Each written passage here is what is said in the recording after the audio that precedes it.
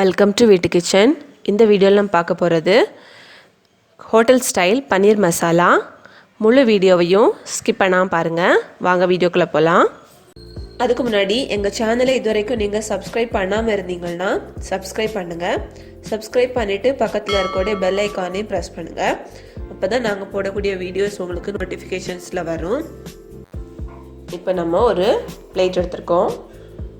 இதில் ஃபஸ்ட்டு தேவையான அளவுக்கு உப்பு சேர்த்துக்கலாம். உப்பு ஒரு 1/4 ஸ்பூன் அளவுக்கு உப்பு போடுறேன். அடுத்து ஒரு 1/2 டீஸ்பூன் அளவுக்கு மிளகாய்த்தூள், ஒரு 1/4 டீஸ்பூன் அளவுக்கு சாட் மசாலா, அதே 1/4 டீஸ்பூன் அளவுக்கு மஞ்சள் தூள் சேர்க்குறேன். இதை நாம் நல்லா இந்த மாதிரி கை வச்சு மிக்ஸ் பண்ணிக்கணும்.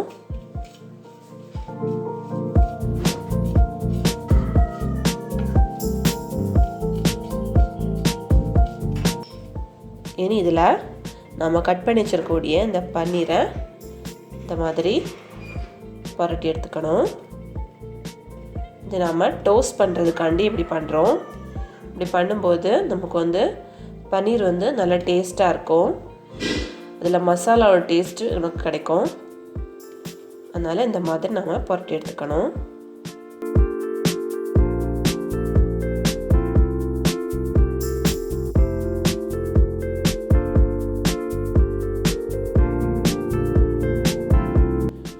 இந்த மாதிரி நாம் பன்னீரை கோட் பண்ணி எடுத்துக்கணும்.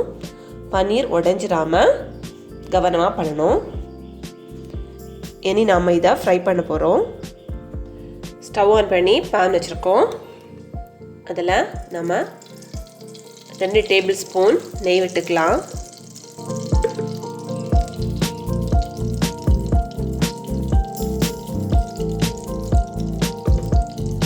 இதில் நாம் மிக்ஸ் பண்ணி வச்சிருக்கக்கூடிய இந்த பன்னீரை டோஸ்ட் பண்ணி எடுத்துக்கலாம். லைட்டாக நம்ம டோஸ்ட் பண்ணணும்.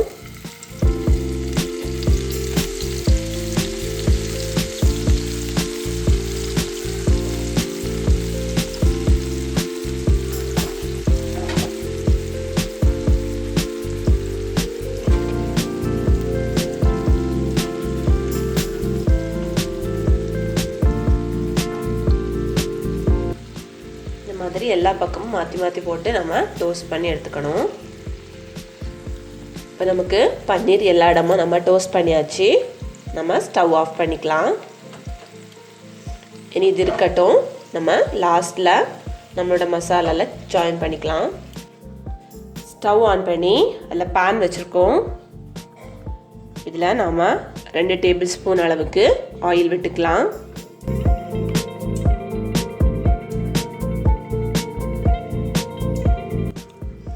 ஆயில் சூடானதும் அதில் ஒரு பட்டை, அப்புறம் பிரிஞ்சி இலை, கிராம்பு,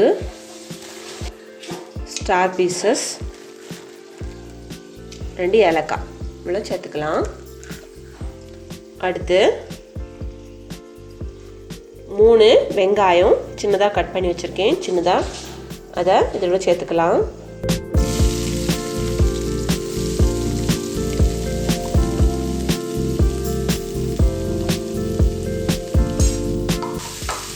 வெங்காயம் நல்லா வதங்கணும்.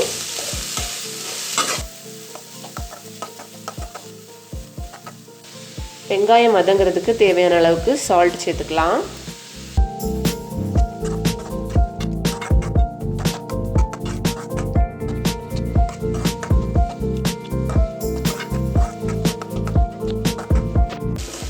இப்போ நமக்கு வெங்காயம் நல்லா வதங்கியாச்சு.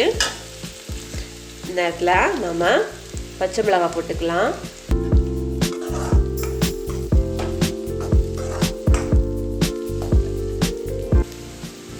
கூடவே 2 டீஸ்பூன் இஞ்சி பூண்டு பேஸ்ட் சேர்த்துக்கலாம்.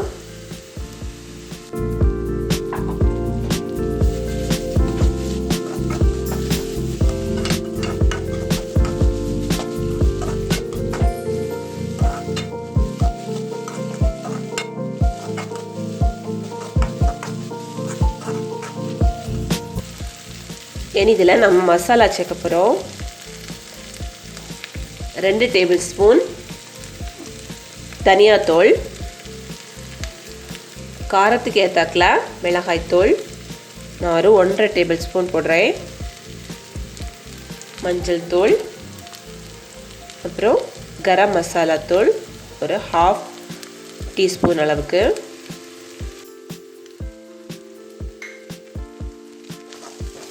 நல்லா கிளறி விட்டுக்கலாம்.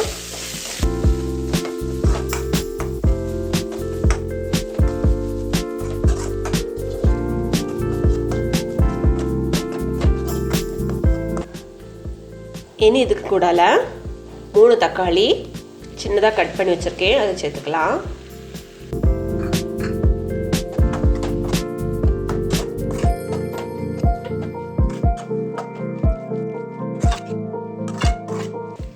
தக்காளி நல்லா வதங்கி வரணும். இப்போ நமக்கு தக்காளி நல்லா வதங்கியாச்சு. பாருங்கள், சைடில் நமக்கு ஆயிலெலாம் வந்திருக்கு. இந்த மாதிரி ஆயில் வர அளவுக்கு நம்ம நல்லா வதக்கிக்கணும். அப்போ தான் நமக்கு கிரேவி நல்லா சூப்பராக கிடைக்கும், நல்லா டேஸ்ட்டாக இருக்கும்.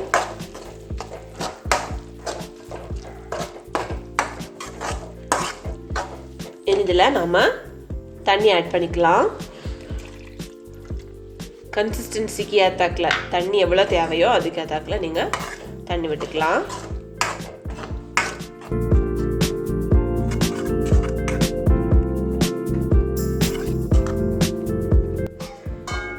இனி இதை ஒரு மூடி போட்டு நம்ம கொதிக்க வச்சுக்கலாம். இப்போ ஒரு பவுலில் ஒரு 10 கேஷ்யூ நட் வந்து ஊற வச்சு வச்சுருக்கேன். ஒரு 1/2 அன் ஹவருக்கு மேலே இது ஊறியிருக்கு. இதை எடுத்து போட்டுக்கலாம். இது கூடவே நான் பால் ஏடு எடுத்து வச்சுருக்கேன், இதையும் சேர்த்து நல்லா அரைச்சி எடுத்துக்கலாம். இதுக்கு பதிலாக நீங்கள் ஃப்ரெஷ் க்ரீம் கூட ஆட் பண்ணிக்கலாம். நான் இந்த மலாய் ஆட் பண்ணிக்கிறேன். இது நல்லா அரைச்சி எடுத்துக்கணும். இந்த அளவுக்கு நைஸாக அரைச்சி எடுத்துக்கணும். இது இருக்கட்டும். இனி இந்த கிரேவிக்கு தேவையான அளவுக்கு சால்ட் சேர்த்துக்கலாம். பாருங்கள், நமக்கு கிரேவி நல்லா ரெடி ஆகியாச்சு. இதில் நாம் அரைச்சி வச்சுருக்கக்கூடிய இந்த fresh cream, cashew nut mix add பண்ணிக்கலாம்.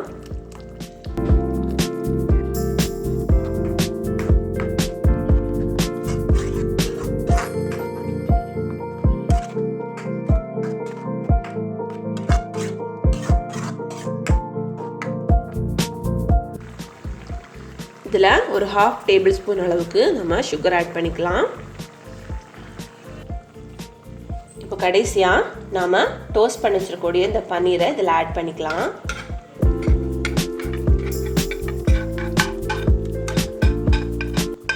நம்ம டோஸ்ட் பண்ண அந்த நெய்யோடு சேர்த்து நம்ம இதில் விட்டுறணும்.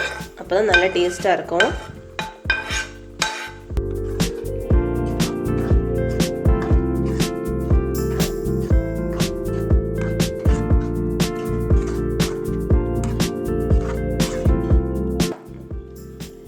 இனி இதை ஒரு மூடி போட்டு ஒரு 2 மினிட்ஸ் நம்ம வேக வச்சு எடுத்துக்கலாம்.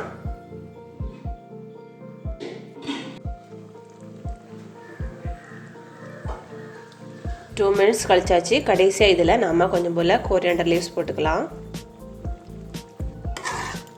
இனி நம்ம ஸ்டவ் ஆஃப் பண்ணிக்கலாம். பாருங்கள், நம்மளோட ஹோட்டல் ஸ்டைல் பன்னீர் மசாலா சூப்பராக ரெடி ஆகியாச்சு. இதை நீங்கள் உங்கள் வீட்டில் ட்ரை பண்ணி பாருங்கள், ரொம்பவே சூப்பராக இருக்கும். ட்ரை பண்ணி பார்த்து உங்களோட கமெண்ட்ஸை எங்களுக்கு சென்ட் பண்ணுங்கள். இந்த வீடியோ பிடிச்சிருந்துன்னா இந்த வீடியோவை நீங்கள் லைக் பண்ணுங்கள், ஷேர் பண்ணுங்கள். தேங்க்யூ.